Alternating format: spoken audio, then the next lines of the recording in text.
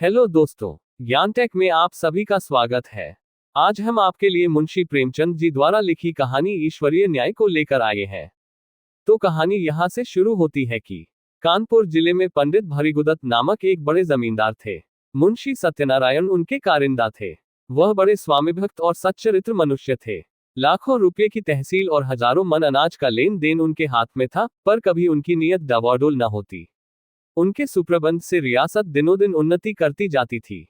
ऐसे कर्तव्यपरायण सेवक का जितना सम्मान होना चाहिए, उससे अधिक ही होता था। दुख सुख के प्रत्येक अवसर पर पंडित जी उनके साथ बड़ी उदारता से पेश आते। धीरे धीरे मुंशी जी का विश्वास इतना बढ़ा कि पंडित जी ने हिसाब किताब का समझना भी छोड़ दिया। संभव है उनसे आजीवन इसी तरह निभ जाती, पर भावी प्रबल है। प्रयाग में कुंभ लगा तो पंडित जी भी स्नान करने गए। वहां से लौटकर फिर वे घर न आए। मालूम नहीं किसी गड्ढे में फिसल पड़े या कोई जल जंतु उन्हें खींच ले गया, उनका फिर कुछ पता ही न चला। अब मुंशी सत्यनारायण के अधिकार और भी बढ़े। एक हतभागिनी विधवा और दो छोटे छोटे बच्चों के सिवा पंडित जी के घर में और कोई न था।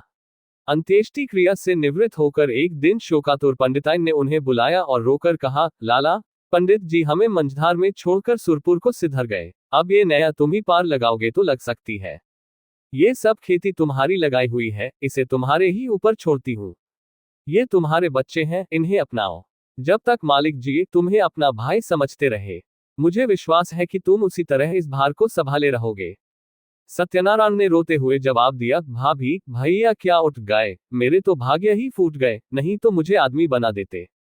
मैं उन्हीं का नमक खाकर जिया हूं और उन्हीं की चाकरी में मरूंगा भी। आप धीरज रखें, किसी प्रकार की चिंता न करें। मैं जीते जी आपकी सेवा से मुंह न मोड़ूंगा। आप केवल इतना कीजिएगा कि मैं जिस किसी की शिकायत करूं, उसे डॉट दीजिएगा, नहीं तो ये लोग सिर चढ़ जाएंगे। इस घटना के बाद कई वर्षों तक मुंशी जी ने रियासत को संभाला। वह अपने काम में बड़े कुशल थे। कभी एक कौड़ी का भी बल नहीं पड़ा। सारे जिले में उनका सम्मान होने लगा। लोग पंडित जी को भूल सा गए। दरबारों और कमेटियों में वे सम्मिलित होते, जिले के अधिकारी उन्हीं को जमींदार समझते। अन्य रईसों में उनका आदर था, पर मान वृद्धि की महंगी वस्तु है। और भानुकुंवरी अन्य स्त्रियों के सदृश पैसे को खूब पकड़ती। वह मनुष्य की मनोवृत्तियों से परिचित न थी। पंडित जी हमेशा लाला जी को इनाम इकराम देते रहते थे। वे जानते थे कि ज्ञान के बाद ईमान का दूसरा स्तंभ अपनी सुरक्षा है। इसके सिवा वे खुद भी कभी कागजों की जांच कर लिया करते थे। नामात्र ही को सही, पर इस निगरानी का डर जरूर बना रहता था, क्योंकि ईमान का सबसे बड़ा शत्रु अवसर है। भानुकुंवरी इन बातों को जानती न थी। अतएव अवसर तथा धनाभाव जैसे प्रबल शत्रुओं के पंजे में पड़कर मुंशी जी का ईमान कैसे बेदाग बचता। कानपुर शहर से मिला हुआ, ठीक गंगा के किनारे, एक बहुत आजाद और उपजाऊ गांव था। पंडित जी इस गांव को लेकर नदी किनारे पक्का घाट, मंदिर, बाग, मकान आदि बनवाना चाहते थे, पर उनकी यह कामना सफल न हो सकी। संयोग से अब ये गांव बिकने लगा। उनके जमींदार एक ठाकुर साहब थे। किसी फौजदारी के मामले में फंसे हुए थे। मुकदमा लड़ने के लिए रुपये की चाह थी। मुंशी जी ने कचहरी में ये समाचार सुना। चटपट मोल तोल हुआ। दोनों तरफ गरज थी। सौदा पटने में देर न लगी, बैनामा लिखा गया। रजिस्ट्री हुई। रुपये मौजूद न थे, पर शहर में साख थी। एक महाजन के यहाँ से 30,000 रुपये मंगवाए गए और ठाकुर साहब को नजर किए गए। हाँ, काम काज की आसानी के ख्याल से ये सब लिखा पढ़ी मुंशी जी ने अपने ही नाम की, क्योंकि मालिक के लड़के अभी नाबालिग थे। उनके नाम से लेने में बहुत झंझट होती और विलंब होने से शिकार हाथ से निकल जाता। मुंशी जी बैनामा लिए असीम आनंद में मग्न। भानुकुंवरी के पास आए, पर्दा कराया और यह शुभ समाचार सुनाया। भानुकुंवरी ने सजल नेत्रों से उनको धन्यवाद दिया। पंडित जी के नाम पर मंदिर और घाट बनवाने का इरादा पक्का हो गया। मुंशी जी दूसरे ही दिन उस गांव में आए। आसामी नजराने लेकर नए स्वामी के स्वागत को हाजिर हुए। शहर के रईसों की दावत हुई। लोगों के नावों पर बैठकर गंगा की खूब सैर की। मंदिर आदि बनवाने के लिए आबादी से हटकर रमणीक स्थान चुना गया। यद्यपि इस गांव को अपने नाम लेते समय मुंशी जी के मन में कपट का भाव न था, तथापि 2-4 दिन में ही उनका अंकुर जम गया और धीरे धीरे बढ़ने लगा। मुंशी जी इस गांव के आय व्यय का हिसाब अलग रखते और अपने स्वामिनों को उसका ब्योरो समझाने की जरूरत न समझते। भानुकुंवरी इन बातों में दखल देना उचित न समझती थी, पर दूसरे कारिंदों से बातें सुन सुनकर उसे शंका होती थी कि कहीं मुंशी जी दगा तो न देंगे। अपने मन का भाव मुंशी से छिपाती थी, इस ख्याल से कि कहीं कारिंदों ने उन्हें हानि पहुंचाने के लिए ये षड्यंत्र न रचा हो। इस तरह कई साल गुजर गए। अब उस कपट के अंकुर ने वृक्ष का रूप धारण किया। भानुकुंवरी को मुंशी जी के उस मार्ग के लक्षण दिखाई देने लगे। उधर मुंशी जी के मन ने कानून से नीति पर विजय पाई। उन्होंने अपने मन में फैसला किया कि गौ मेरा है। हाँ, मैं भानुकुंवरी का 30,000 का ऋणी अवश्य हूँ। वे बहुत करेगी तो अपने रुपये ले लेंगी और क्या कर सकती है। मगर दोनों तरफ यह आग अंदर ही अंदर सुलगती रही। मुंशी जी अस्त्रसज्जित होकर आक्रमण के इंतजार में थे और भानुकुंवरी इसके लिए अवसर ढूंढ रही थी। एक दिन उसने साहस करके मुंशी जी को अंदर बुलाया और कहा, लाला जी, बरगदा के मंदिर का काम कब से लगवाइएगा? उसे लिए 8 साल हो गए, अब काम लग जाए तो अच्छा हो। जिंदगी का कौन ठिकाना है, जो काम करना है उसे कर ही डालना चाहिए। इस ढंग से इस विषय को उठाकर भानुकुंवरी ने अपनी चतुराई का अच्छा परिचय दिया। मुंशी जी भी दिल में इसके कायल हो गए। जरा सोचकर बोले, इरादा तो मेरा कई बार हुआ, पर मौके की जमीन नहीं मिलती। गंगा तट की जमीन असामियों के जोत में है और वे किसी तरह छोड़ने पर राजी नहीं। भानुकुंवरी, ये बात तो आज मुझे मालूम हुई। 8 साल हुए, इस गौ के विषय में आपने कभी भूल कर भी दी तो चर्चा नहीं की। मालूम नहीं कितनी तहसील है, क्या मुनाफा है, कैसा गौ है, कुछ सीर होती है या नहीं। जो कुछ करते हैं आप ही करते हैं और करेंगे, पर मुझे भी तो मालूम होना चाहिए। मुंशी जी संभल उठे। उन्हें मालूम हो गया कि इस चतुर स्त्री से बाजी ले जाना मुश्किल है। गौ लेना ही है तो अब क्या डर। खुलकर बोले, आपको इससे कोई सरोकार न था, इसलिए मैंने व्यर्थ कष्ट देना मुनासिब न समझा। भानुकुंवरी के हृदय में कुठार सा लगा। पर्दे से निकल आई और मुंशी जी की तरफ तेज आंखों से देखकर बोली, आप क्या कहते हैं? आपने गौ मेरे लिए लिया था या अपने लिए? रुपये मैंने दिए या आपने? उस पर जो खर्च पड़ा वह मेरा था या आपका? मेरी समझ में नहीं आता कि आप कैसी बातें करते हैं। मुंशी जी ने सावधानी से जवाब दिया, ये तो आप जानती हैं कि गौ हमारे नाम से बसा हुआ है। रुपया जरूर आपका लगा, पर मैं उसका देनदार हूँ। रहा तहसील वसूल का खर्च, ये सब मैंने अपने पास से दिया है। उसका हिसाब किताब, आय व्यय सब रखता गया हूँ। भानुकुंवरी ने क्रोध से कांपते हुए कहा, इस कपट का फल आपको अवश्य मिलेगा। आप इस निर्दयता से मेरे बच्चों का गला नहीं काट सकते। मुझे नहीं मालूम था कि आपने हृदय में छुरी छिपा रखी है, नहीं तो यह नौबत ही क्यों आती। खैर, अब से मेरी रोकड़ और बही खाता आप कुछ न छुएं। मेरा जो कुछ होगा ले लूंगी। जाए, एकांत में बैठकर सोचिए। पाप से किसी का भला नहीं होता। तुम समझते होगे कि बालक अनाथ है, इनकी संपत्ति हजम कर लूंगा। इस भूल में न रहना, मैं तुम्हारे घर की ईंट तक बिकवा लूंगी। ये कहकर भानुकुंवरी फिर पर्दे की आड़ में आ बैठी और रोने लगी। स्त्रियां क्रोध के बाद किसी न किसी बहाने रोया करती हैं। लाला साहब को कोई जवाब न सूझा। यहां से उठाए और दफ्तर जाकर कागज उलट पलट करने लगे, पर भानुकुंवरी भी उनके पीछे पीछे दफ्तर में पहुंची और दौड़कर बोली, मेरा कोई कागज मत छूना, नहीं तो बुरा होगा। तुम विषैले सांप हो, मैं तुम्हारा मुंह नहीं देखना चाहती। मुंशी जी कागजों में कुछ काट छांट करना चाहते थे, पर विवश हो गए। खजाने की कुंजी निकाल कर फेंक दी, बही खाते पटक दिए, किवाड़ धड़ाके से बंद किए और हवा की तरह सन से निकल गए। कपट में हाथ तो डाला, पर कपट मंत्र न जाना। दूसरे कारिंदों ने ये कैफियत सुनी तो फूले न समाये। मुंशी जी के सामने उनकी दाल न गलने पाती। भानुकुंवरी के पास आकर वे आग पर तेल छिड़कने लगे। सब लोग इस विषय में सहमत थे कि मुंशी सत्यनारायण ने विश्वासघात किया है। मालिक का नमक उनकी हड्डियों से फूट फूट कर निकलेगा। दोनों ओर से मुकदमेबाजी की तैयारियां होने लगी। एक तरफ न्याय का शरीर था, दूसरी ओर न्याय की आत्मा। प्रकृति का पुरुष से लड़ने का साहस हुआ। भानुकुंवरी ने लाला छक्कन लाल से पूछा, हमारा वकील कौन है? छक्कन लाल ने इधर उधर झोंक कर कहा, वकील तो सेठ जी हैं, पर सत्यनारायण ने उन्हें पहले गौट रखा होगा। इस मुकदमे के लिए बड़े होशियार वकील की जरूरत है। मेहरा बाबू की आजकल खूब चल रही है। हाकिम की कलम पकड़ लेते हैं, बोलते हैं तो जैसे मोटरकार छूट जाती है सरकार। और क्या कहें, कई आदमियों को फांसी से उतार लिया है, उनके सामने कोई वकील जबान तो खोल नहीं सकता। सरकार कहे तो वही कर लिए जाए। छक्कन लाल की अत्युक्ति से संदेह पैदा कर लिया। भानुकुंवरी ने कहा, नहीं, पहले सेठ जी से पूछ लिया जाए, उसके बाद देखा जाएगा। आप जाए, उन्हें बुला लाइए। छक्कनलाल अपनी तकदीर को ठोंकते हुए सेठ जी के पास गए। सेठ जी पंडित भृगुदत्त के जीवन काल से ही उनका कानून संबंधी सब काम किया करते थे। मुकदमे का हाल सुना तो सन्नाटे में आ गए। सत्यनारायण को ये बड़ा नेकनियत आदमी समझते थे। उनके पतन से बड़ा खेद हुआ। उसी वक्त आए भानुकुंवरी ने रो रो कर उनसे अपनी विपत्ति की कथा कही और अपने दोनों लड़कों को उनके सामने खड़ा करके बोली, आप इन अनाथों की रक्षा कीजिए, इन्हें मैं आपको सौंपती हूं। सेठ जी ने समझौते की बात छेड़ी। बोले, आपस की लड़ाई अच्छी नहीं, भानुकुंवरी, अन्याय के साथ लड़ना ही अच्छा है। सेठ जी, पर हमारा पक्ष निर्बल है। भानुकुंवरी फिर पर्दे से निकल आई और विस्मित होकर बोली, क्या हमारा पक्ष निर्बल है? दुनिया जानती है कि गौ हमारा है, उसे हमसे कौन ले सकता है। नहीं, मैं सुलह कभी न करूंगी। आप कागजों को देखें, मेरे बच्चों की खातिर यह कष्ट उठाएं, आपका परिश्रम निष्फल न जाएगा। सत्यनारायण की नीयत पहले खराब न थी। देखिए, जिस मिति में गौ लिया गया है, उस मिति में 30,000 का क्या खर्च दिखाया गया है। अगर उसने अपने नाम उधार लिखा हो तो देखिए वार्षिक सूद चुकाया गया या नहीं। ऐसे नरपिशाच से मैं कभी सुलह न करूंगी। सेठ जी ने समझ लिया कि इस समय समझाने बुझाने से कुछ काम न चलेगा। कागजात देखें, अभियोग चलाने की तैयारियां होने लगी। मुंशी सत्यनारायण लाल खिसियाए हुए मकान पहुंचे। लड़के ने मिठाई मोगी, उसे पीटा। स्त्री पर इसलिए बरस पड़े कि उसने क्यों लड़के को उनके पास जाने दिया। अपनी वृद्धा माता को डॉट कर कहा, तुमसे इतना भी नहीं हो सकता कि जरा लड़के को बहलाओ। एक तो मैं दिन भर का थका मौदा घर आऊं और फिर लड़के को खेलाऊं। मुझे दुनिया में न और कोई काम है न धंधा। इस तरह घर में बावला मचाकर बाहर आए, सोचने लगे मुझसे बड़ी भूल हुई। मैं कैसा मूर्ख हूं। और इतने दिन तक सारे कागज पत्र अपने हाथ में थे।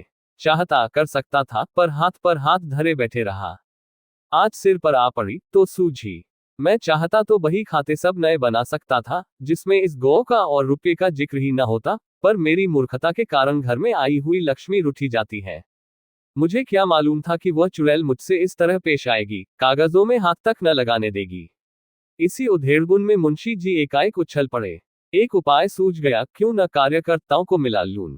यद्यपि मेरी सख्ती के कारण वे सब मुझसे नाराज थे और इस समय सीधे बात भी न करेंगे, तथापि उनमें ऐसा कोई भी नहीं जो प्रलोभन से मुट्ठी में न आ जाए। हाँ, इसमें रुपये पानी की तरह बहाना पड़ेगा, पर इतना रुपया आएगा कहां से। हाय दुर्भाग्य, 2-4 दिन पहले चेत गया होता तो कोई कठिनाई न पड़ती। क्या जानता था कि वह डाइन इस तरह वज्र प्रहार करेगी। बस अब एक ही उपाय है, किसी तरह कागजात गुम कर दूं। बड़ी जोखिम का काम है, पर करना ही पड़ेगा। दुष्कामनाओं के सामने एक बार सिर झुकाने पर फिर संभलना कठिन हो जाता है। पाप के अथाह दलदल में जहां एक बार पड़े कि फिर प्रतिक्षण नीचे ही चले जाते हैं। मुंशी सत्यनारायण सा विचारशील मनुष्य इस समय इस फिक्र में था कि कैसे सेंध लगा पाऊं। मुंशी जी ने सोचा, क्या सेंध लगाना आसान है? इसके वास्ते कितनी चतुरता, कितना साहब, कितनी बुद्धि, कितनी वीरता चाहिए। कौन कहता है कि चोरी करना आसान काम है? मैं जो कहीं पकड़ा गया तो मरने के सिवा और कोई मार्ग न रहेगा। बहुत सोचने विचारने पर भी मुंशी जी को अपने ऊपर ऐसा दुस्साहस कर सकने का विश्वास न हो सका। हाँ, इसमें सुगम एक दूसरी तदबीर नजर आई, क्यों न दफ्तर में आग लगा दूं। एक बोतल मिट्टी का तेल और दियासलाई की जरूरत है, किसी बदमाश को मिला लूं, मगर यह क्या मालूम कि वही उसी कमरे में रखी है या नहीं। चुड़ैल ने उसे जरूर अपने पास रख लिया होगा। नहीं, आग लगाना गुनाह बेइज्जत होगा। बहुत देर मुंशी जी करवटें बदलते रहे, नए नए मंसूबे सोचते, पर फिर अपने ही तर्कों से काट देते। वर्षा काल में बादलों की नई नई सूरतें बनती और फिर हवा के वेग से बिगड़ जाती है, वही दशा इस समय उनके मंसूबों की हो रही थी। पर इस मानसिक अशांति में भी एक विचार पूर्ण रूप से स्थिर था, किसी तरह इन कागजात को अपने हाथ में लाना चाहिए। काम कठिन है, माना, पर हिम्मत न थी तो रार क्यों मोल ली। क्या 30,000 की जायदाद दाल भात का कौर है? चाहे जिस तरह हो, चोर बने बिना काम नहीं चल सकता। आखिर जो लोग चोरियां करते हैं वे भी तो मनुष्य ही होते हैं। बस एक छलौन का काम है। अगर पार हो गए तो राज करेंगे, गिर पड़े तो जान से हाथ धोएंगे। रात के 10 बज गए। मुंशी सत्यनारायण कुंजियों का एक गुच्छा कमर में दबाए घर से बाहर निकले। द्वार पर थोड़ा सा पुआल रखा हुआ था, उसे देखते ही वे चौंक पड़े। मारे डर के छाती धड़कने लगी।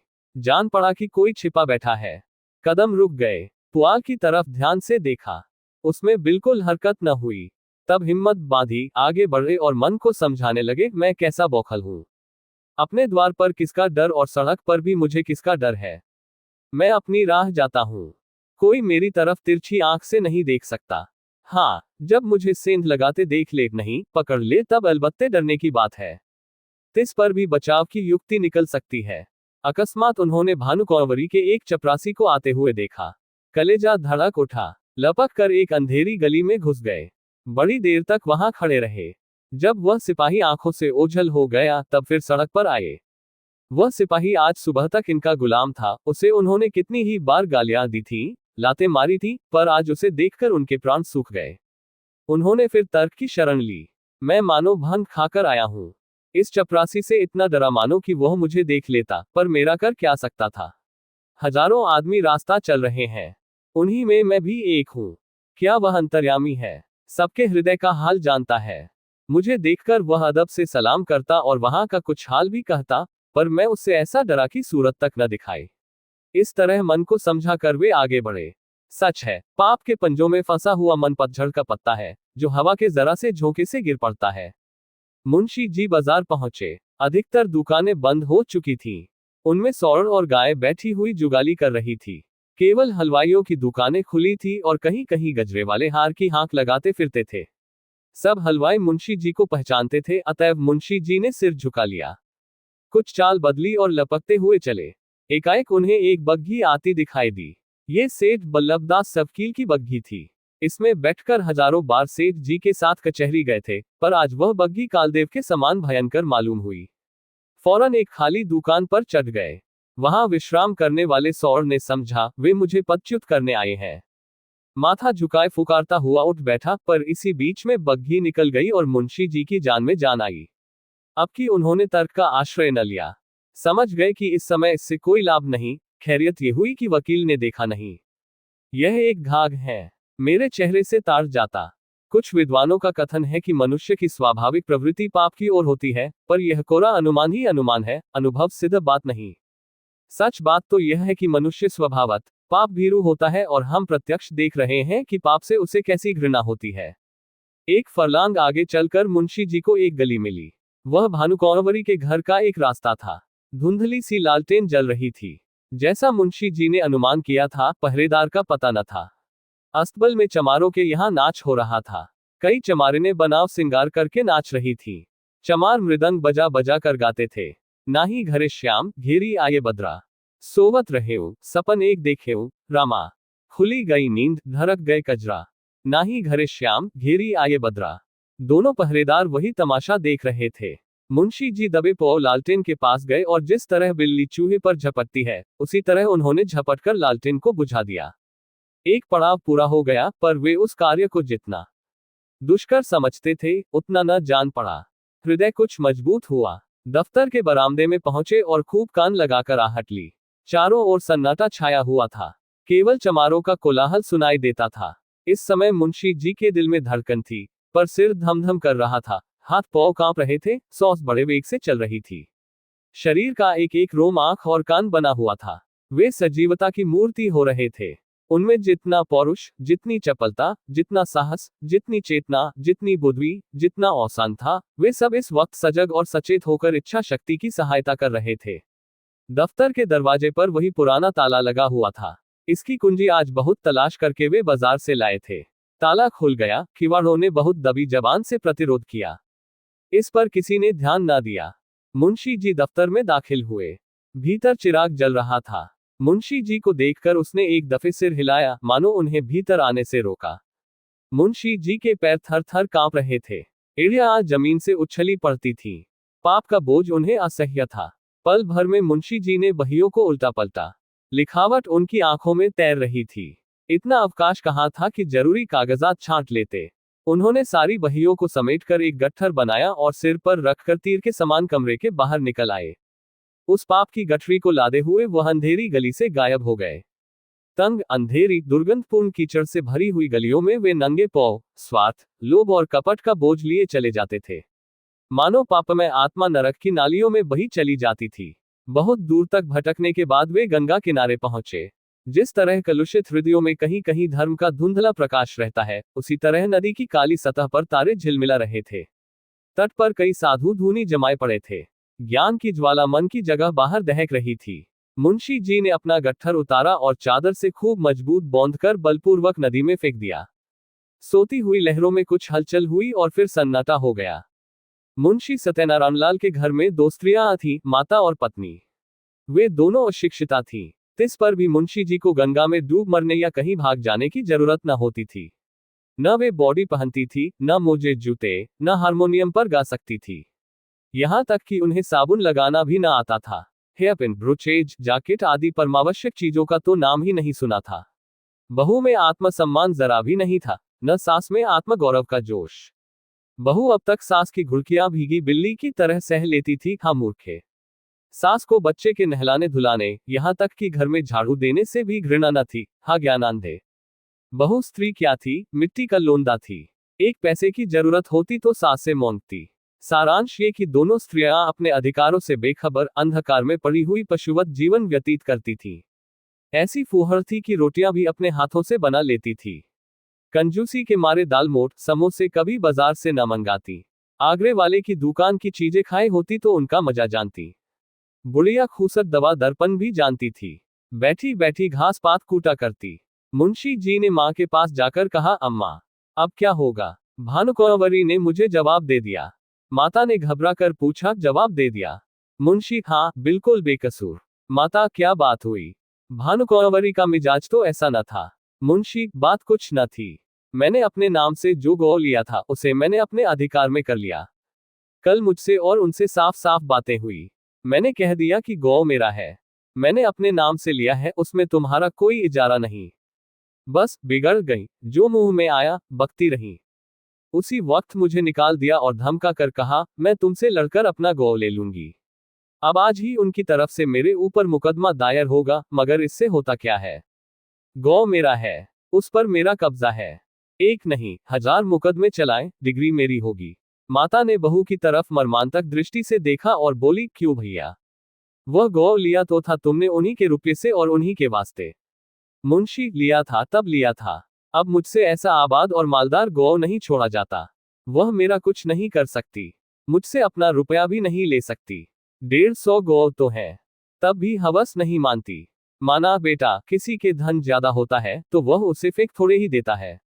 तुमने अपनी नीयत बिगाड़ी, यह अच्छा काम नहीं किया।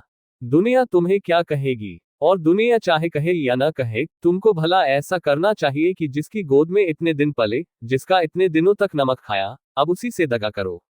नारायण ने तुम्हें क्या नहीं दिया। मजे से खाते हो, पहनते हो, घर में नारायण का दिया 4 पैसा है, बाल बच्चे हैं, और क्या चाहिए। मेरा कहना मानो, इस कलंक का टीका अपने माथे न लगाओ। यह अपजस मत लो। बरकत अपनी कमाई में होती है, हराम की कौड़ी कभी नहीं फलती। मुंशी, ऐसी बातें बहुत सुन चुका हूं। दुनिया उन पर चलने लगे तो सारे काम बंद हो जाएं। मैंने इतने दिनों इनकी सेवा की, मेरी ही बदौलत ऐसे ऐसे 4-5 गौ बढ़ गए। जब तक पंडित जी थे, मेरी नीयत का मान था। मुझे आंख में धूल डालने की जरूरत न थी, वे आप ही मेरी खातिर कर दिया करते थे। उन्हें मरे 8 साल हो गए, मगर मुसम्मात के एक बीड़े पान की कसम खाता हूं, मेरी जात से उनको हजारों रुपये मासिक की बचत होती थी। क्या उनको इतनी भी समझ न थी कि यह बेचारा, जो इतनी ईमानदारी से मेरा काम करता है, इस नफे में कुछ उसे भी मिलना चाहिए। ये कह कर न दो, इनाम कह कर दो, किसी तरह दो तो, मगर वे तो समझती थी कि मैंने इसे 20 रुपये महीने पर मोल ले लिया है। मैंने 8 साल तक सब किया, अब क्या इसी 20 रुपये में गुलामी करता रहूं और अपने बच्चों को दूसरों का मुंह ताकने के लिए छोड़ जाऊं। अब मुझे यह अवसर मिला है, इसे क्यों छोड़ूं। जमींदारी की लालसा लिए हुए क्यों मरूं। जब तक जीऊंगा खुद खाऊंगा, मेरे पीछे मेरे बच्चे चैन उड़ाएंगे। माता की आंखों में आंसू भर आए। बोली, बेटा, मैंने तुम्हारे मुंह से ऐसी बातें कभी नहीं सुनी थी। तुम्हें क्या हो गया है। तुम्हारे आगे बाल बच्चे हैं, आग में हाथ न डालो।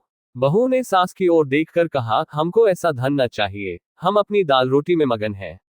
मुंशी, अच्छी बात है, तुम लोग रोटी दाल खाना, गाढ़ा पहनना, मुझे अब हलवे पूरी की इच्छा है।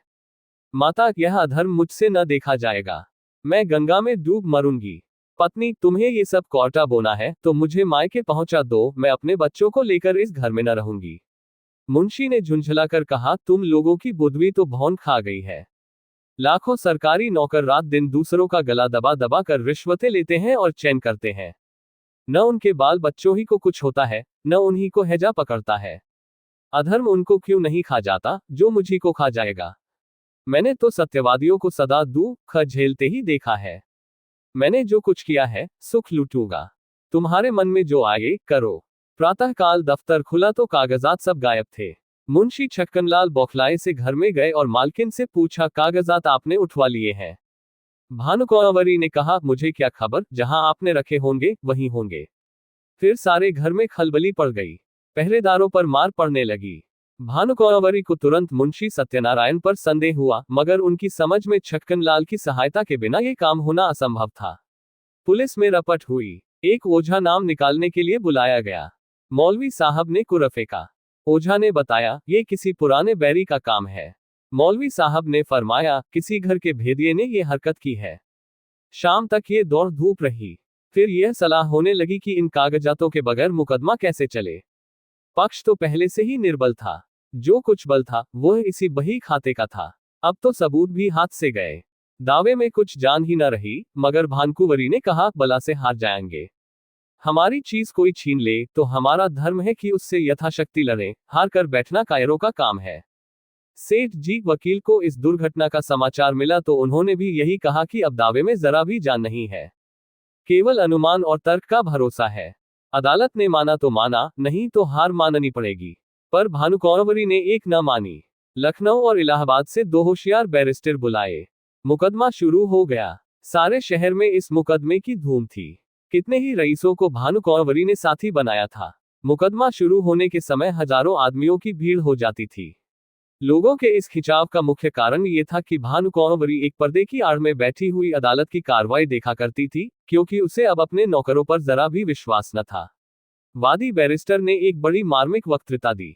उसने सत्यनारायण की पूर्वावस्था का खूब अच्छा चित्र खींचा। उसने दिखलाया कि वे कैसे स्वामी भक्त, कैसे कार्य कुशल, कैसे कर्मशील थे, और स्वर्गवासी पंडित भृगुदत्त का उस पर पूर्ण विश्वास हो जाना किस तरह स्वाभाविक था। इसके बाद उसने सिद्ध किया कि मुंशी सत्यनारायण की आर्थिक व्यवस्था कभी ऐसी न थी कि वे इतना धन संचय करते। अंत में उसने मुंशी जी की स्वार्थपरता, कूटनीति, निर्दयता और विश्वासघातकता का ऐसा घृणोत्पादक चित्र खींचा कि लोग मुंशी जी को गोलियां देने लगे। इसके साथ ही उसने पंडित जी के अनाथ बालकों की दशा का बड़ा करुणोत्पादक वर्णन किया। कैसे शोक और लज्जा की बात है कि ऐसा चरित्रवान, ऐसा नीति कुशल मनुष्य इतना गिर जाए कि अपने स्वामी के अनाथ बालकों की गर्दन पर छुरी चलाने पर संकोच न करे। मानव पतन का ऐसा करुण, ऐसा हृदय विदारक उदाहरण मिलना कठिन है। इस कुटिल कार्य के परिणाम की दृष्टि से इस मनुष्य के पूर्व परिचित सद्गुणों का गौरव लुप्त हो जाता है, क्योंकि वे असली मोती नहीं, नकली कौच के दाने थे, जो केवल विश्वास जमाने के निमित्त दर्शाए गए थे। वह केवल सुंदर जाल था, जो एक सरल हृदय और छल छंद से दूर रहने वाले रईस को फंसाने के लिए फैलाया गया था। इस नर पशु का अंतःकरण कितना अंधकार में, कितना कपटपूर्ण, कितना कठोर है, और इसकी दुष्टता कितनी घोर, कितनी अपावन है। अपने शत्रु के साथ दया करना एक बार तो क्षम्य है, मगर इस मलिन हृदय मनुष्य ने उन बेकिसों के साथ दगा दिया है, जिन पर मानव स्वभाव के अनुसार दया करना उचित है।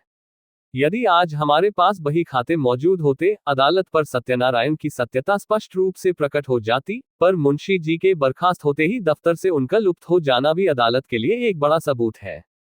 शहर में कई रईसों ने गवाही दी, पर सुनी सुनाई बातें जिरह में उखड़ गईं। दूसरे दिन फिर मुकदमा पेश हुआ। प्रतिवादी के वकील ने अपनी वक्तृता शुरू की। उसमें गंभीर विचारों की अपेक्षा हास्य का आधिक्य था। यह एक विलक्षण न्याय सिद्धांत है कि किसी धनाढ्य मनुष्य का नौकर जो कुछ खरीदे, वह उसके स्वामी की चीज समझी जाए। इस सिद्धांत के अनुसार हमारी गवर्नमेंट को अपने कर्मचारियों की सारी संपत्ति पर कब्जा कर लेना चाहिए। ये स्वीकार करने में हमको कोई आपत्ति नहीं कि हम इतने रुपयों का प्रबंध न कर सकते थे, और यह धन हमने स्वामी ही से ऋण लिया, पर हमसे ऋण चुकाने का कोई तकाजा न करके वह जायदाद ही मौगी जाती है। यदि हिसाब के कागजात दिखलाए जाएं, तो वे साफ बता देंगे कि मैं सारा ऋण दे चुका। हमारे मित्र ने कहा कि ऐसी अवस्था में बहियों का गुम हो जाना भी अदालत के लिए एक सबूत होना चाहिए। मैं भी उनकी युक्ति का समर्थन करता हूँ। यदि मैं आपसे ऋण लेकर अपना विवाह करूं तो क्या मुझसे मेरी नव विवाहित वधू को छीन लेंगे? हमारे सुयोग मित्र ने हमारे ऊपर अनाथों के साथ दगा करने का दोष लगाया है। अगर मुंशी सत्यनारायण की नीयत खराब होती, तो उनके लिए सबसे अच्छा अवसर वह था जब पंडित भृगुदत्त का स्वर्गवास हुआ था। इतने विलंब की क्या जरूरत थी? यदि आप शेर को फंसाकर उसके बच्चे को उसी वक्त नहीं पकड़ लेते, उसे बढ़ने और सबल होने का अवसर देते हैं, तो मैं आपको बुद्धिमान न कहूंगा। यथार्थ बात यह है कि मुंशी सत्यनारायण ने नमक का जो कुछ हक था वह पूरा कर दिया। 8 वर्ष तक तन मन से स्वामी के संतान की सेवा की। आज उन्हें अपनी साधुता का जो फल मिल रहा है वह बहुत ही दुखजनक और हृदय विदारक है। इसमें भानुकुंवरी का दोष नहीं। वे एक गुण संपन्न महिला है, मगर अपनी जाति के अवगुण उनमें भी विद्यमान है। ईमानदार मनुष्य स्वभावत स्पष्टभाषी होता है, उसे अपनी बातों में नमक मिर्च लगाने की जरूरत नहीं होती। यही कारण है कि मुंशी जी के मृदुभाषी मातहतों को उन पर आक्षेप करने का मौका मिल गया। इस दावे की जड़ केवल इतनी ही है और कुछ नहीं। भानुकुंवरी यहाँ उपस्थित है। क्या वे कह सकती हैं कि इस 8 वर्ष की मुद्दत में कभी इस गौ का जिक्र उनके सामने आया? कभी उसके हानि लाभ, आय व्यय, लेन देन की चर्चा उनसे की गई? मान लीजिए कि मैं गवर्नमेंट का मुलाजिम हूँ। यदि मैं आज दफ्तर में आकर अपनी पत्नी के आय व्यय और अपने टहलुओं के टैक्सों का पचड़ा गाने लगूं, तो शायद मुझे शीघ्र ही अपने पद से पृथक होना पड़े, और संभव है कुछ दिनों तक बरेली की अतिथिशाला में भी रखा जाऊं। जिस गौ से भानुकुंवरी का सरोवर न था, उसकी चर्चा उनसे क्यों की जाती? इसके बाद बहुत से गवाह पेश हुए, जिनमें अधिकांश आसपास के देहातों के जमींदार थे। उन्होंने बयान किया कि हमने मुंशी सत्यनारायण असामियों को अपनी दस्तखती रसीदें और अपने नाम से खजाने में रुपया दाखिल करते देखा है। इतने में संध्या हो गई। अदालत ने 1 सप्ताह में फैसला सुनाने का हुक्म दिया। सत्यनारायण को अब अपनी जीत में कोई संदेह न था। वादी पक्ष के गवाह भी उखड़ गए थे और बहस भी सबूत से खाली थी। अब इनकी गिनती भी जमींदारों में होगी और संभव है ये कुछ दिनों में रईस कहलाने लगेंगे। पर किसी न किसी कारण से अब शहर के गणमान्य पुरुषों से आंखें मिलाते शर्माते थे।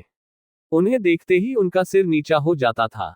वह मन में डरते थे कि वे लोग कहीं इस विषय पर कुछ पूछताछ न कर बैठे। वह बाजार में निकलते तो दुकानदारों में कुछ कानाफूसी होने लगती और लोग उन्हें तिरछी दृष्टि से देखने लगते। अब तक लोग उन्हें विवेकशील और सच्चरित्र मनुष्य समझते, शहर के धनी मानी उन्हें इज्जत की निगाह से देखते और उनका बड़ा आदर करते थे। यद्यपि मुंशी जी को अब तक इनसे टेढ़ी तिरछी सुनने का संयोग न पड़ा था, तथापि उनका मन कहता था कि सच्ची बात किसी से छिपी नहीं है। चाहे अदालत से उनकी जीत हो जाए, पर उनकी साख अब जाती रही। अब उन्हें लोग स्वार्थी, कपटी और दगाबाज समझेंगे। दूसरों की बात तो अलग रही, स्वयं उनके घर वाले उनकी उपेक्षा करते थे। बूढ़ी माता ने 3 दिन से मुंह में पानी नहीं डाला। स्त्री बार बार हाथ जोड़कर कहती थी कि अपने प्यारे बालकों पर दया करो। बुरे काम का फल कभी अच्छा नहीं होता। नहीं तो पहले मुझी को विष खिला दो। जिस दिन फैसला सुनाया जाने वाला था, प्रातःकाल एक कुंजड़िन तरकारियां लेकर आई और मुंशियाइन से बोली, बहू जी, हमने बाजार में एक बात सुनी है। बुरा ना मानो तो कहून। जिसको देखो उसके मुंह से यही बात निकलती है कि लाला बाबू ने जालसाजी से पंडिताइन का कोई हल्का ले लिया। हमें तो इस पर यकीन नहीं आता। लाला बाबू ने न संभाला होता तो अब तक पंडिताइन का कहीं पता न लगता। एक अंगुल जमीन न बचती। इन्हीं में एक सरदार था कि सबको संभाल लिया। तो क्या अब उन्हीं के साथ बदी करेंगे? अरे बहू, कोई कुछ साथ लाया है कि ले जाएगा? यही नेक बदी रह जाती है। बुरे का फल बुरा होता है। आदमी न देखे पर अल्लाह सब कुछ देखता है। बहू जी पर घड़ों पानी पड़ गया। जी चाहता था कि धरती फट जाती तो उसमें समा जाती। स्त्रियां स्वभावत लज्जावती होती हैं। उनमें आत्माभिमान की मात्रा अधिक होती है। निंदा अपमान उनसे सहन नहीं हो सकता है। सिर झुकाए हुए बोली, बुआ, मैं इन बातों को क्या जानूं? मैंने तो आज ही तुम्हारे मुंह से सुनी है। कौन सी तरकारियां हैं? मुंशी सत्यनारायण अपने कमरे में लेटे हुए कुंजड़िन की बातें सुन रहे थे। उसके चले जाने के बाद आकर स्त्री से पूछने लगे, ये शैतान की खाला क्या कह रही थी? स्त्री ने पति की ओर से मुंह फेर लिया और जमीन की ओर ताकते हुए बोली, क्या तुमने नहीं सुना? तुम्हारा गुणगान कर रही थी। तुम्हारे पीछे देखो, किस किस के मुंह से ये बातें सुननी पड़ती हैं और किस किस से मुंह छिपाना पड़ता है। मुंशी जी अपने कमरे में लौट आए। स्त्री को कुछ उत्तर नहीं दिया।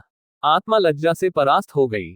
जो मनुष्य सदैव सर्व सम्मानित रहा हो, जो सदा आत्माभिमान से सिर उठाकर चलता रहा हो, जिसकी सुकृति की सारे शहर में चर्चा होती हो, वह कभी सर्वथा लज्जाशून्य नहीं हो सकता। लज्जा कुपथ की सबसे बड़ी शत्रु है। कुवासनाओं के भ्रम में पड़कर मुंशी जी ने समझा था, मैं इस काम को ऐसी गुप्त रीति से पूरा कर ले जाऊंगा कि किसी को कानो कान खबर न होगी, पर उनका यह मनोरथ सिद्ध न हुआ। बाधाएं आ खड़ी हुई। उनके हटाने में उन्हें बड़े दुस्साहस से काम लेना पड़ा, पर यह भी उन्होंने लज्जा से बचने के निमित्त किया, जिसमें ये कोई न कहे कि अपनी स्वामिनी को धोखा दिया। इतना यत्न करने पर भी निंदा से न बच सके। बाजार का सौदा बेचने वालियां भी अब अपमान करती हैं। कुवासनाओं से दबी हुई लज्जा शक्ति इस कड़ी चोट को सहन न कर सकी। मुंशी जी सोचने लगे, अब मुझे धन संपत्ति मिल जाएगी, ऐश्वर्यवान हो जाऊंगा, परंतु निंदा से मेरा पीछा न छूटेगा। अदालत का फैसला मुझे लोक निंदा से न बचा सकेगा। ऐश्वर्य का फल क्या है? मान और मर्यादा। उससे हाथ धो बैठा तो ऐश्वर्य को लेकर क्या करूंगा? चित्त की शक्ति खोकर, लोक लज्जा सहकर, जनसमुदाय में नीच बनकर और अपने घर में कलह का बीज बोकर यह संपत्ति मेरे किस काम आएगी?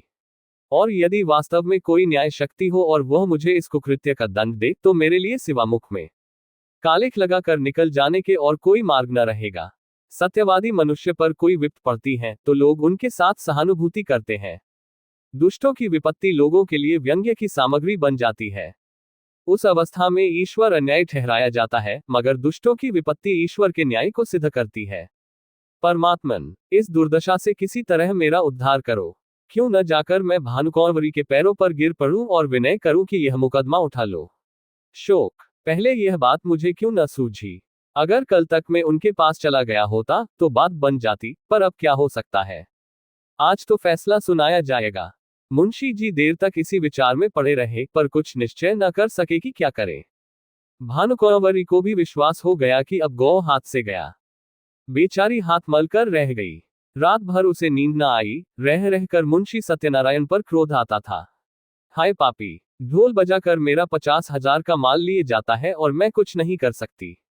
आजकल के न्याय करने वाले बिल्कुल आंख के अंधे हैं।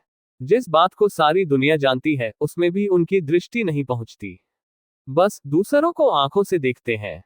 कोरे कागजों के गुलाम हैं। न्याय वह है जो दूध का दूध, पानी का पानी कर दे, यह नहीं कि खुद ही कागजों के धोखे में आ जाए, खुद ही पाखंडियों के जाल में फंस जाए। इसी से तो ऐसी छली, कपटी, दगाबाज और दुरात्माओं का साहस बढ़ गया है। खैर, गौ जाता है तो जाए, लेकिन सत्यनारायण, तुम शहर में कहीं मुंह दिखाने के लायक भी न रहे। इस ख्याल से भानुकौरवरी को कुछ शांति हुई। शत्रु की हानि मनुष्य को अपने लाभ से भी अधिक प्रिय होती है। मानव स्वभाव ही कुछ ऐसा है।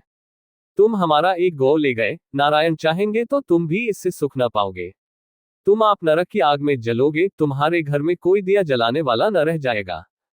फैसले का दिन आ गया। आज इजलास में बड़ी भीड़ थी।